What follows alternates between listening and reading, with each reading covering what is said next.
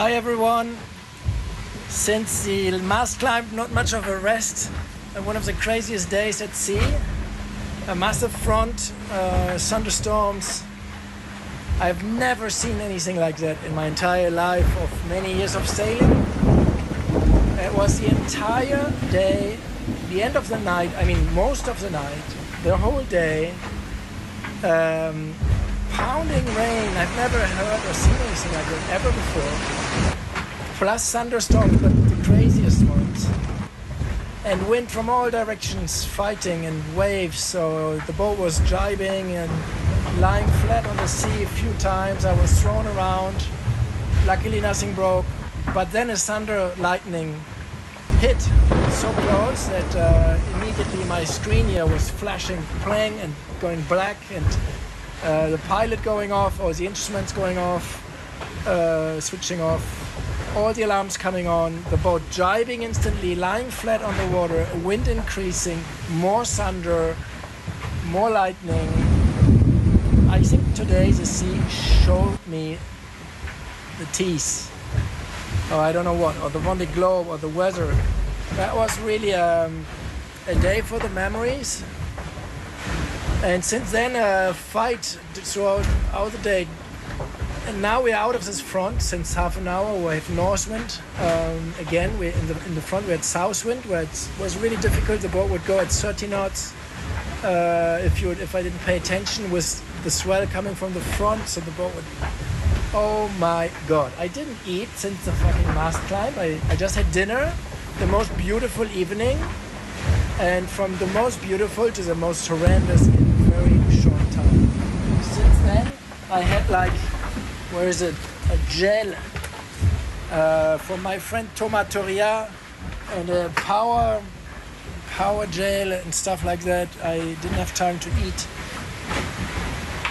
Thanks to the short team, we were able to recuperate one pilot with one set of wind instruments, so that's really good, essential. I don't have many things. The radar is broken. The screen here doesn't work anymore. I have no loads whatsoever. I don't have foil rake, keel angle. The keel system doesn't work as normal. I have to do it more manually than usual.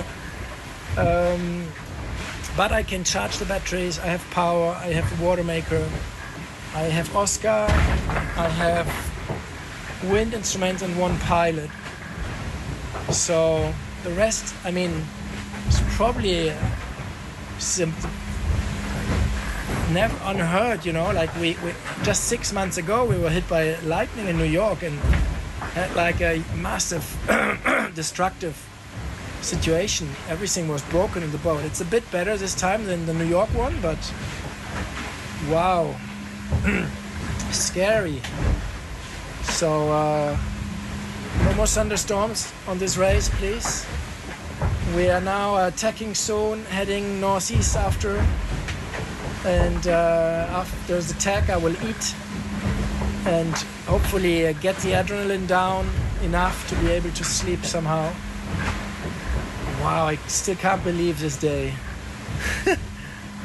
Crazy. Crazy, crazy, crazy.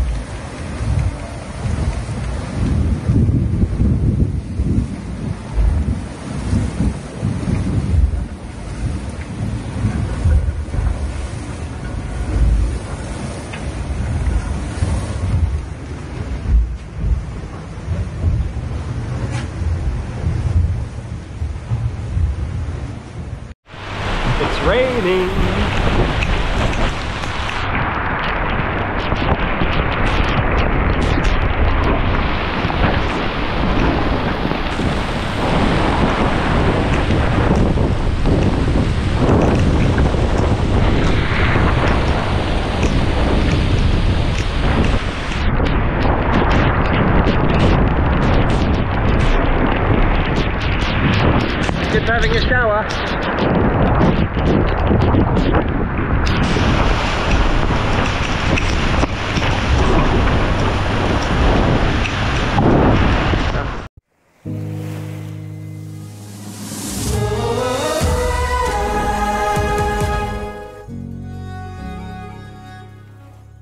Bon, la mauvaise nouvelle, c'est que ça pétole un peu là, et en plus il y a de la mer qui se lève, donc ça c'est pas dingue. La houle là qui fait bien chier. Mais la bonne nouvelle, c'est que j'ai enfin pu écrire les derniers noms sur le mât. Ceux qui manquaient, ceux qui étaient arrivés vraiment le dernier jour au sable. Alors je les ai fait à la main, donc je vous l'ai dit, hein, on a, bon, déjà on a tout ça hein, quand même. Hein. Voilà, quand même hein. Après, on le refera mieux au sable, hein, évidemment, hein, enfin, à Lorient pour la saison prochaine. Mais... parce qu'ils resteront jusqu'à la Jaguar, hein, bien sûr, évidemment. Alors, on a Alice, Amélie Champagne, Théophile Pillon, Alice Camille, Peggy L'Ancien, Laurent Ribaud, Mathilde et Louise Brochet-Sonrel, Céline Pays, Nicolas Maréchal, je connais, Elodie Casanova, Steven, Benjamin Marquez, Delphine Dijon, Solène Moguedet, Jean-Marie, je connais, Mathis et Hugo Brun-Mazzi, Olivier Riomet, Philippe Laforgue, Florent Alborini, Gabriel Alborini, Emmanuel Alborini, là on a toute la famille, Richard Nouot, je le connais, Elodie Boutry et Philippe Crouton. Voilà, ce sont les derniers, nous finissons par Philippe. Et ben, merci à tous les amis, je vous montre l'objet. Ben, je vous remercie encore tous évidemment, vous pouvez pas savoir le soutien que ça a été de vous avoir tous comme ça sur le mât. Ça a permis voilà, d'être là aujourd'hui. Allez, on tient le bon bout. J'espère qu'on va arriver à avoir un peu de vent et pouvoir avancer un peu plus vite. Ciao les amis.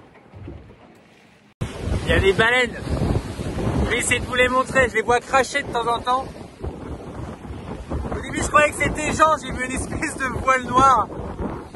En fait c'est pas Jean, ah, elles sont là-bas. J'ai l'impression qu'il y en a deux. Allez, allez ma jolie. Ça c'est toujours pareil, dès que tu sens le téléphone, on les voit plus quoi. Là, il y a le crachat, elles sont là, là. Là, elles sont là, là. Tellement cool. Ouais. Là, elle est là, ouais, salut. Ah, c'est beau, purée, ça fait plaisir. Il y a de la vie dans cet océan. Ouais, trop cool. Ça fait plaisir, petite baleine. Et le vent s'est levé. C'est parfait. C'est parfait. Je suis avec un petit Daft Punk dans les oreilles. Je peux vous dire que là, la vie, elle est belle. Voilà, on s'est mis en mode molle, du coup, toutes les voiles sur le pont, le J3 il est rangé, sanglé, j'ai mis ce qu'on appelle un baby stay, c'est l'étai devant, là, jusqu'au J3 au milieu du mât. Et en fait, pourquoi on fait ça? Parce que le J3 lui il est épais, il fait vachement de prise au vent. En fait, tu vois, quand t'as ça là dans les airs, fois toute la longueur, quoi, je sais pas, une quinzaine de mètres, bah ça fait vachement de prise au vent, donc dès que le vent mollit, on l'enlève et on met le câble à la place. Voilà. Alors du coup vous allez me dire, bah ouais mais si tu mets un câble t'as quand même de la prise au vent. Bah on est malheureusement obligé de mettre un câble. Pourquoi? Parce que le mât lui il fait 28 mètres de haut et on a une voile en tête. Voilà, donc là on a le frot actuellement et le frot il est mis avec une rallonge, il va pas en tête normalement. Et le mât lui, si je mets pas un câble qui retient le mât au milieu vers l'avant, bah dans les vagues le mât il va couper. Qu'est-ce qui va se passer? Bah le mât il va faire clac vers l'avant. Donc on est obligé de mettre ce petit câble. Voilà, c'était le court gréement du jour. Et on avance toujours à vide. Voilà. On optimise. Et pourquoi je mets les voiles devant? Oui, parce qu'en fait, on pourrait me dire, ouais, mais là, en fait, ok, t'as plus de prise au vent dans les hauts. Hein, là, c'est propre. Par contre, sur le pont, c'est pas ouf. Bah ouais, mais regarde. Alors là, on rentre dans le cœur du bateau. Hop là, joli. Et voilà. Donc là, c'est la soute à voile qui est toute asséchée, toute propre. Voilà, j'y ai passé un petit moment aujourd'hui, elle est nickel. Et là, c'est ce qu'on appelle un trou d'homme. Et en gros, si je veux mettre les voiles au même niveau qu'elles sont sur le pont, bah, il faut que je les passe par cette trappe-là. Mes épaules, elles passent à peine. Donc, passer les sacs à voile, tout ce tas de voiles, là, ça, là, bah moi je le fais pas en fait. Ça veut dire qu'il faut que je sorte toutes les voiles des sacs, que je les tire. Et en fait, bah, il y a un moment donné, faut pas déconner. Faut pas déconner parce qu'on gagne vraiment pas grand chose à faire ça, si ce n'est de se casser le dos. Et clairement, j'ai pas envie. Bonjour à tous. Bah, je vous donne quelques news de Paprec Arkea. Ça fait quelques temps que j'en ai pas fait. Tout va bien à bord. On est dans l'Alizé de l'hémisphère nord. Là, on va arriver pas loin du Cap Vert bientôt. La mer est plutôt calme comme vous pouvez le voir. Là il y a 12-13 nœuds de vent, c'est un peu plus léger que prévu, ça avance un tout petit peu moins bien. Et c'est pas des conditions qui me sont hyper favorables, donc bon voilà, je m'accroche. Hein. Mais je vois bien la distance qui augmente avec Charlie. C'est voilà, c'est pas très agréable à vivre, mais c'est comme ça. Hein. C'est les avantages et les inconvénients de nos deux designs qui sont très différents. Voilà, on va avoir 48 heures encore à peu près dans l'Alizé là à remonter jusqu'à la hauteur des Canaries. Passer l'anticyclone des Açores et partir au Portant ensuite. Portant qui nous amènera à peu près, on va dire, à l'entrée du golfe de Gascogne un peu plus. Et après il y aura du jeu normalement. Voilà, il y a une petite incertitude météo sur la quantité de vent qu'on aura à la fin. Voilà, en tout cas je suis bien au taquet. Tout va bien à bord, je suis plutôt reposé. J'ai hâte d'arriver forcément, hein, moins d'une semaine maintenant, c'est cool. C'est vraiment une bonne perspective. Et voilà, j'ai l'intention de pousser au maximum, mais aussi de ne pas faire de bêtises. Hein. Ça ne sert à rien d'aller tout ruiner maintenant, après autant de travail et puis de beaux résultats. Donc voilà, on profite de ces derniers jours en mer avant de retrouver le froid européen et la grisaille si j'ai bien compris. Donc, vous pouvez voir un petit coucher de soleil là dans l'Alizé, c'est assez sympa.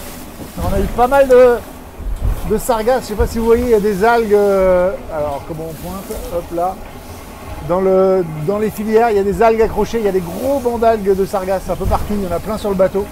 Il y a pas mal de poissons à bord, de calamars, poissons volants et tout.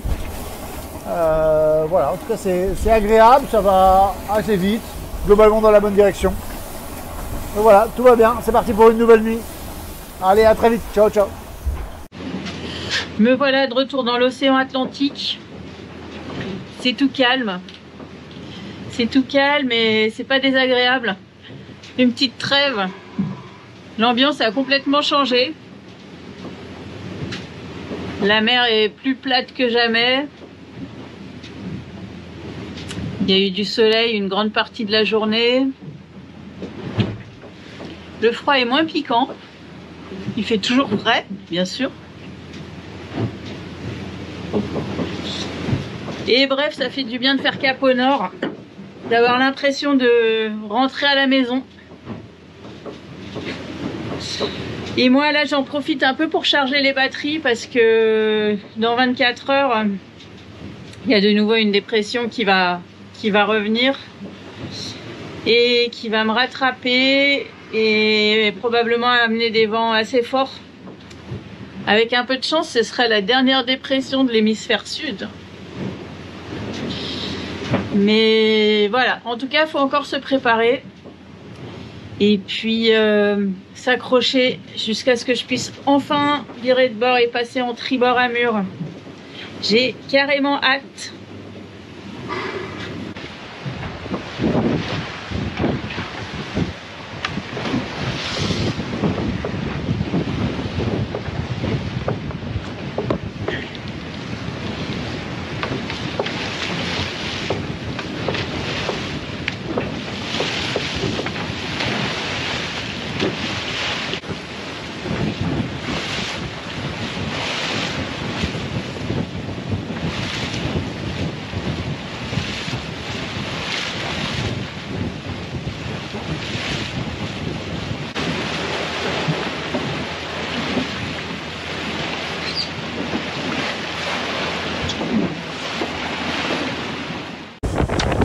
J'étais persuadé que j'allais pas le voir, mais si on le voit, je sais pas si vous le voyez, tout petit là-bas.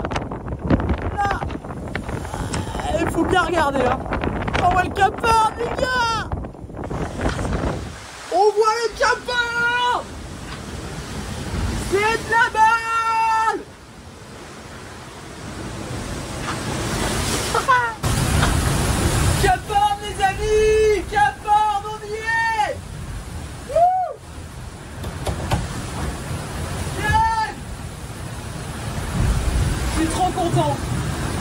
temps, c'est un pur moment les amis.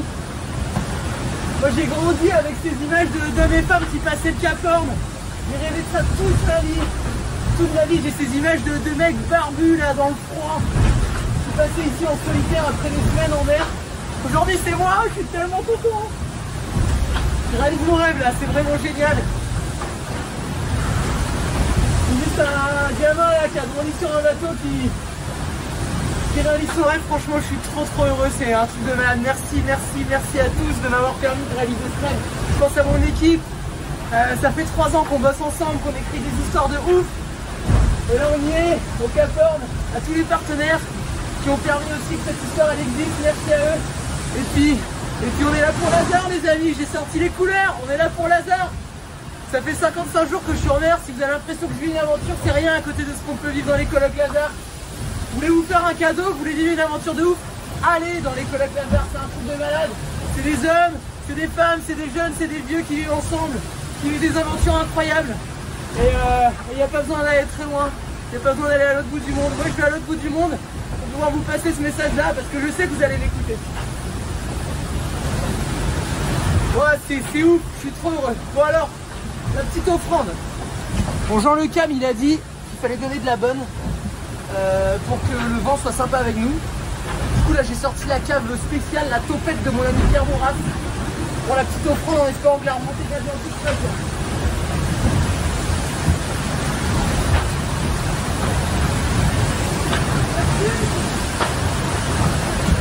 Pour mon petit bateau. Bon, marin.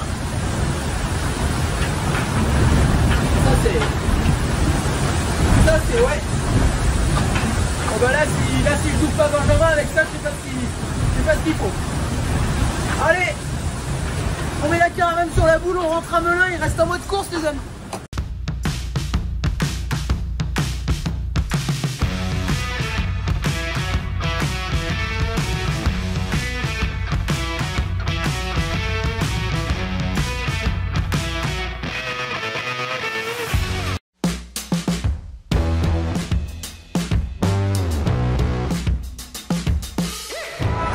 Three, two, one, 2025, Happy New Year, here's to the boat, and one to the ocean, and here's to you guys, cheers, all the best for 2025 to everyone, cheers.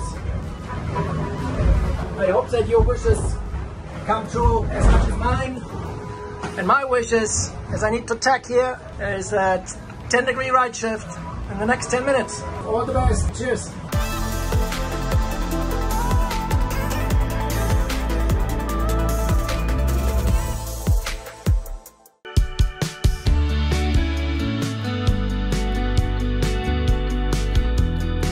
We have strong current setting east that kind of neutralizes the wind almost because we're drifting east 2 knots and we have only 2 knots of wind, so the result is almost nothing. A good thing is to see the others on AIS via internet. Here I can see at any time where the others go, and I didn't have that in previous races, and it gives me the feeling to be in permanent contact with other boats, which is helping me tremendously, mentally especially. All right, talk later. Ciao, bye-bye.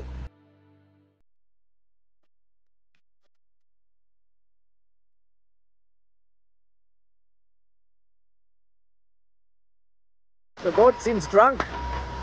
Oh no, the weather is drunk at the sea. I mean, look at these waves.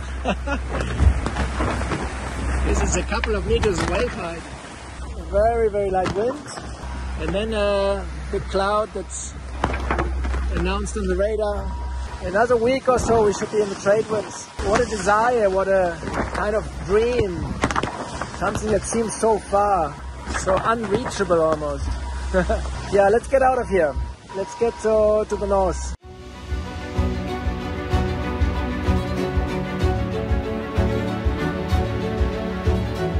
It is January the 5th. I changed the backstay from the jib that I used to the Code Zero, which is at the top of the mast, and then the backstay has to also pull on the top of the mast. And this is adjusted with a rope that pulls sideways. And that rope I could then see when it was east that it's broken. I mean, the cover is broken. That means tomorrow or the day after, when the sea state will permit, I will go up and try to put this cover with tape and some stitching to secure it a bit. You know, I'm afraid of heights, so I have a bit of time to mentally prepare for that. I'm curious what's the best way to deal with this.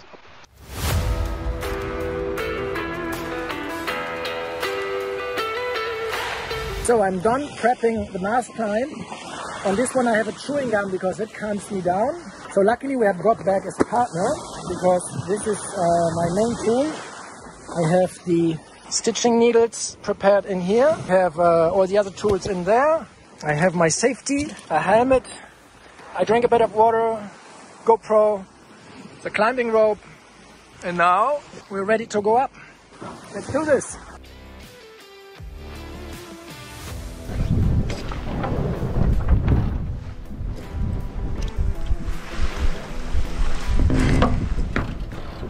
Hi everyone, cheers from the top of the rig. I repaired the runner deflector and I'm happy to come down because it is quite bumpy up here. There's a boat down there. I was wondering if I could see Sam Goodchild somewhere, but didn't find him. Cheers, job done. So that was a safe operation, successfully done. I hope now the runner will hold to the finish in Les Sables d'Olonne.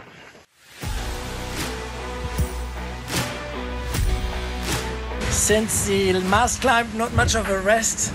One of the craziest days at sea. A massive front, thunderstorms. I've never seen anything like that in my entire life of many years of sailing. Pounding rain, I've never heard or seen anything like that ever before. That was really a day for the memories. I don't have many things. The radar is broken, the screen here doesn't work anymore. I have no loads whatsoever. I don't have foil rake, keel angle. Thanks to the short team we were able to recuperate one pilot with one set of wind instruments, so that's really good, essential. Wow, I still can't believe this day. Crazy, crazy, crazy, crazy.